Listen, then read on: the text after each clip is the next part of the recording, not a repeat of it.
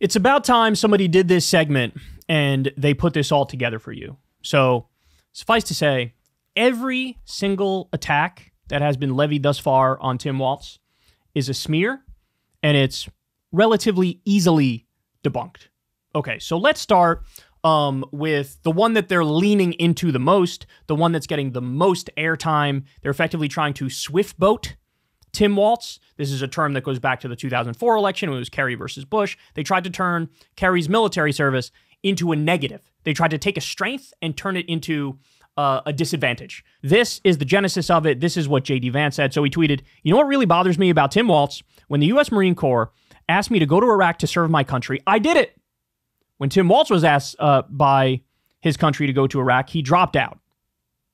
Okay, here we go. Ready? This is what he said. When the United States Marine Corps, when the United States of America asked me to go to Iraq to serve my country, I did it. I did what they asked me to do, and I did it honorably, and I'm very proud of that service. When Tim Walz was asked by his country to go to Iraq, you know what he did? He dropped out of the Army and allowed his unit to go without him, a fact that he's been criticized for aggressively by a lot of the people that he served with. I think it's shameful. So right off the bat here, this is the reality. J.D. Vance said Tim Walz dodged the Iraq war by retiring from the National Guard before deployment. National Guard says the initial alert order for his unit's mobilization went out 2 months after he retired. 2 months after he retired. So he wasn't running from the war. He was already retired, and he had been talking about getting into a political career leading up to that. Now, by the way, another point, which people don't make enough, but they should. Jesse Ventura made this point. He's correct. Tim Walz knew the Iraq war was based on lies. He knew that Saddam Hussein didn't have ties to Osama bin Laden and Al-Qaeda. He knew Saddam Hussein didn't have weapons of mass destruction. He knew it was a horrible war that in 20 years' time, we'd all look back on and say, that was fucked up. We shouldn't have done that. And so, of course, he wasn't going to go to that war. Why would you? If you know a war is wrong, why would you go fighting it? That seems more scandalous than the opposite. So, now, by the way, you know who shits on the Iraq war? Donald Trump. You know who else shits on the Iraq war? J.D. Vance. So the attack against Tim Walz is, you should have went and served in the war that we all now know was bullshit. What are we doing here? What are we doing here? Now, by the way, this is a point that was brought up by Jordan Ewell. And I give him a lot of credit for this, because this actually went over my head. Let me play this one more time from Tim Walz. Listen very carefully to what he says. Listen very carefully to what he says. When the United States Marine Corps, when the United States of America asked me to go to Iraq to serve my country, I did it. I did what they asked me to do, and I did it honorably, and I'm very proud of that service. So when I hear that, I'm thinking, oh shit, J.D. Vance. He's implying here that he saw combat, right? And this is another one of the points they make against Walz. Walz implied that he saw combat. He didn't actually see combat. What Walz saw, Walz was in Italy helping with Iraq at one point, and he was an expert in heavy artillery. So he would deal with those weapons of war, but he wasn't in the war zone. He was in Italy assisting in the war zone, okay? And Walz had implied that he saw combat. He didn't see combat. He did what I just described, was an expert with heavy artillery and was in Italy assisting the people who were in the war zone. And they came out and clarified and said, just so you know, it's true. You have Tim Walz. He handled weapons of war. He handled weapons of war. He didn't handle weapons in war, right? So that was a clarification on their part. But again, J.D. Vance just said here, J.D. Vance just said, I went to serve. He didn't. Well, look at this. Look at this. You fought in Iraq? I served in a combat zone. I never said that I saw a firefight myself. So the implication J.D. Vance had was, I served my country, and the implication was like, I saw combat, he didn't see combat. Well, wait, you just did literally the exact same thing that you guys are saying Walz did. That Walz at times implied he was in a war zone. He wasn't. He was in Italy working with the heavy artillery and assisting those in the war zone. You just did the exact same thing you accuse him of. You just implied that you saw a battle and you didn't. So right off the bat here, these attacks fall apart in 17 different ways. They don't make sense. They don't make sense at all. So then the other big attack that they're leaning into on Tim Walz, ready for this? They go, Tim Walz, this is my Trump, this is how Trump would say it. Tim Walz, he was in favor of the rioters over George Floyd. He was in favor of the rioters. He wanted them to burn down the Walgreens. He wanted them to burn down the CVS. He wanted them to light on fire all of the used car dealerships in Minnesota. He was terrible. He let the looters do whatever they want to do. So right off the bat, let's just say, very ironic argument coming from Donald Trump and J.D. Vance, because Trump's whole thing is cheering on, or at the very least allowing the rioters on January 6th to try to get in the way of and block the certification and verification of the 2020 election to make Joe Biden president. Their whole point was to do an insurrection, to do a coup, to push this off and hopefully make it so that Trump gets to stay in office. That's what they say they want to do. That's what the fake elector scheme was all about, the fraudulent elector slates. And then January 6th, and he sat there for hours as they were rampaging through the Capitol and breaking windows and assaulting police officers. So if anybody wanted a riot to proceed, Trump is the key culprit, right? Okay, that's point number one. Point number two is, oh, would you look at this? Some audio evidence came out at the time when you were having George Floyd protests and riots. Here's Trump talking about Tim Walz. I know Governor Walz is on the phone, and we spoke, and I fully agreed with the way he handled it the last couple of days. I asked him to do that, and the whole world was laughing. 2 days, 3 days later, I spoke to the governor. The governor's, I think, on the call, and he's an excellent guy. You've got a big National Guard out there that's ready to come in and fight like hell. I tell you, what they did in Minneapolis was incredible. They went in and dominated, and it happened immediately. Tim is on the phone now, Tim Walz. Again, I was very happy with the last couple of days, Tim. You called up big numbers, and the big numbers knocked them out so fast, it was like bowling pins. Our city is grieving and in pain.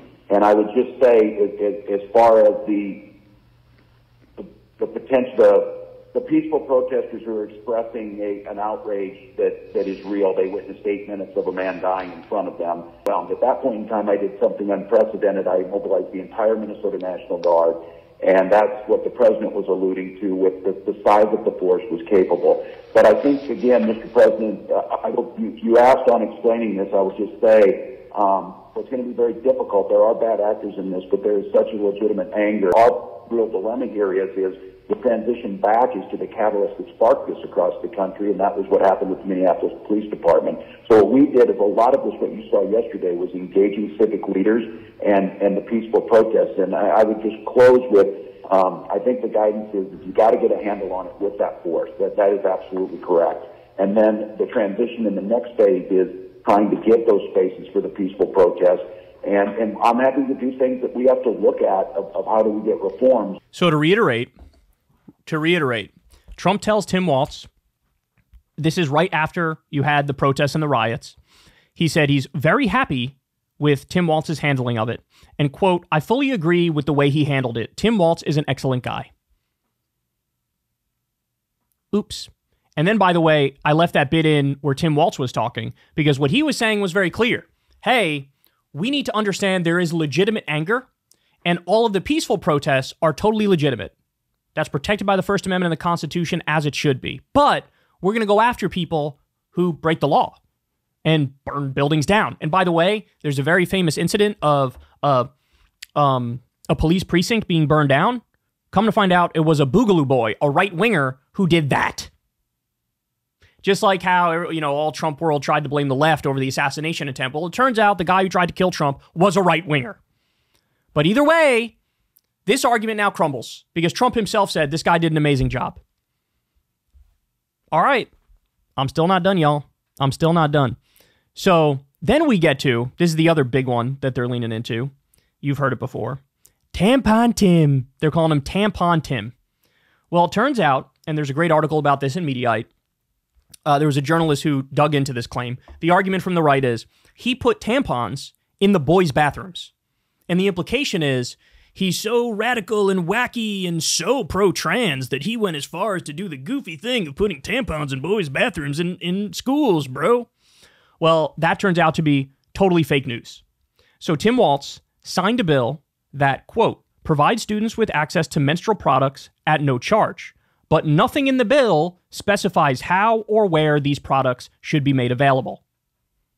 So in other words, Tim Walz did the incredibly based and good thing of having free tampons in schools, and the right is trying to spin it into a negative by making stuff up and completely lying. And of course, the core of why the right is doing this is because they think trans people are icky and scary and bad, and so they're using this and trying to weaponize it against Tim Walz. By the way, here's a quote from the piece.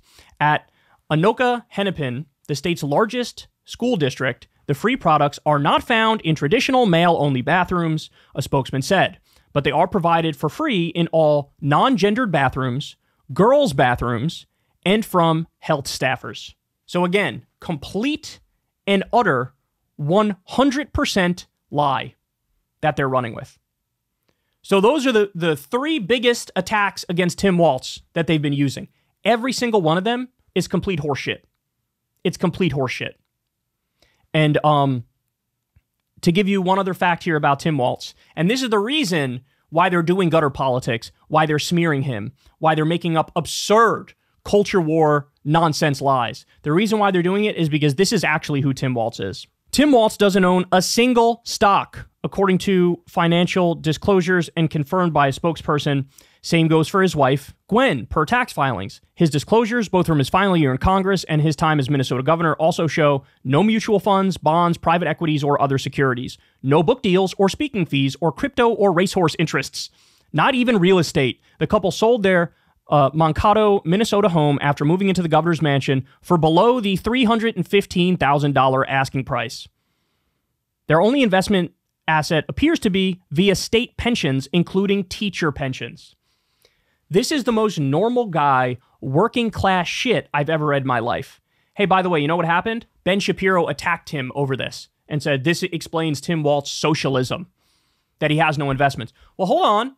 Ben Shapiro and everybody and their mother was attacking Nancy Pelosi for having a bunch of investments. So apparently it's bad if a Democrat has investments, and it's bad if a Democrat doesn't have investments. That's called damned if you do, damned if you don't. That's called I don't have a single fucking leg to stand on or a single credible critique of Tim Walz. So you fling mud and hope something sticks. Well, guess what? We all know that this is good because there are no conflicts of interest. And by the way, Tim Walz is a guy, he doesn't only talk the talk, he walks the walk. He walks the walk. And the reason they have to attack him in such a desperate and pathetic way, filled with lies, is because he's the guy who delivered 12 weeks paid family leave. He's the guy who delivered 12 weeks paid sick leave. He's the guy who did free school breakfast for kids and free school lunch for kids. He's the guy who raised wages. They got nothing. They got nothing on him. So it's these pathetic, desperate smears. And now you know. And if anybody engages in these sorts of smears, do yourself a favor, send them this video where we break it all down so people know they're being lied to. And the main point is to distract from his record, because his record is full of accomplishments. His record is full of victories for working class people, which is what everybody says they want. But now they get a politician who's all about that life. And what do? They lie about him maliciously. Hey, y'all, do me a favor and like and subscribe. It helps out big time in the algorithm. Click the bell as well for notifications when videos drop. And watch that video on screen right now. You know you want to.